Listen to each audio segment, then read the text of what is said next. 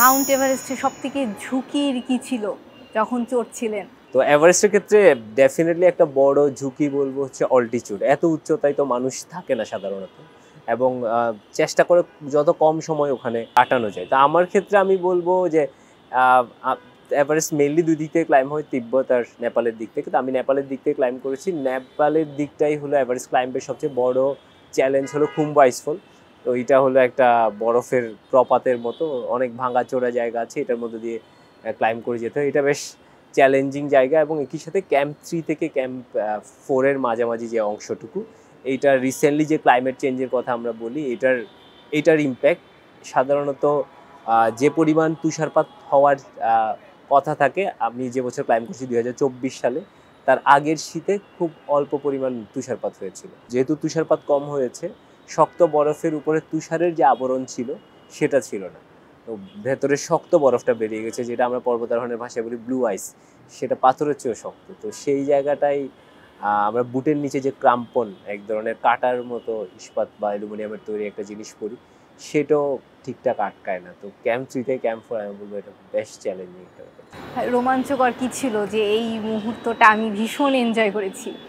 সেটা ডেফিনেটলি বলবো চূড়ায় ওঠার মুহূর্তটা, একদমই চূড়ায় ওঠার মুহূর্তটা আমি বলবো এটা অবশ্যই এটা একদম হয়তো খুব কম মানুষের জীবনে হয়তো সেই সৌভাগ্যটুকু হয় যে একদম পৃথিবীর সর্বোচ্চ চূড়ায় দাঁড়িয়ে বাকি দুনিয়া দেখার আর সৌভাগ্যটা। আর একটু হৃদয় বিদারক যদি এরকম কিছু, বা যদি ভাবছি যেটা আমাকে অনেকদিন ভাবাবে বা মনে রাখবো, সেটা হলো যে ডেড বডিজগুলো দেখা, এবং একজন মঙ্গোলিয়ান ক্লাইম্বার যাকে আমি পার্সোনালি চিনতাম, ওর ডেড বডি দেখাটা, যে 4 দিন আগে মারা গিয়েছিল, ওর ডেড বডি দেখাটা, এটা আমি বলবো পার্সোনালি আমাকে অনেকদিন কাইন্ড অফ হন্টই করবে।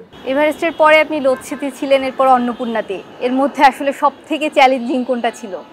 ডেফিনেটলি অন্নপূর্ণা 1। বাকি 3টার মধ্যে আমি যদি 3টার মধ্যে তুলনা করতে হয়, ডেফিনেটলি অন্নপূর্ণা 1। অন্নপূর্ণা 1 যদি আমি 10 আউট অফ 10 যদি ডিফিকাল্টিজের দিক থেকে ধরি, Lhotse would be 10 out of 5, আর এভারেস্ট 2 আমি বলবো।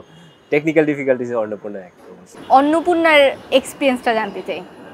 অন্নপূর্ণার আমি বলবো অন্নপূর্ণা বা অন্য 8000 মিটার পর্বতের তুলনায় একটু ছোট্ট এক্সপিডিশন যদি আমি দিনের হিসাবে বলি আর কি। অন্য 8000 মিটার পর্বতগুলো সাধারণত 1 থেকে 2 মাস অ্যাটলিস্ট লাগে ক্লাইম্ব করতে, যেমন এভারেস্ট আর লোতসে অভিযান 2 মাসের অভিযান ছিল।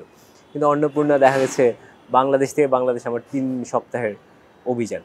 এইটা এমন একটা মাউন্টেন যেটাতে লোকজন খুব কম সময় কাটাতে চায়। যত বেশি সময় থাকবেন তত বেশি সময় হচ্ছে আপনি ঝুঁকির মুখে পড়তে যাচ্ছেন, নিজেকে ঝুঁকির মুখে ফেলতে যাচ্ছেন।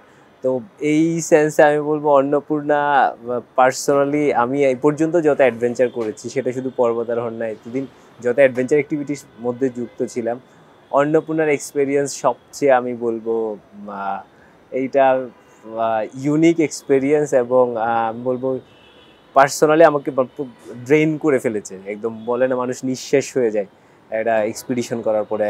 আমি যখন ক্লাইম্ব করে বেস ক্যাম্পে ফিরে এসেছি, অনেকটুকু তাই মনে হচ্ছিল যে মানে it took every bit of energy, every bit of will I had actually, আমি এটুকুই বলবো। এবং টেকনিক্যালি খুবই খুবই চ্যালেঞ্জিং একটা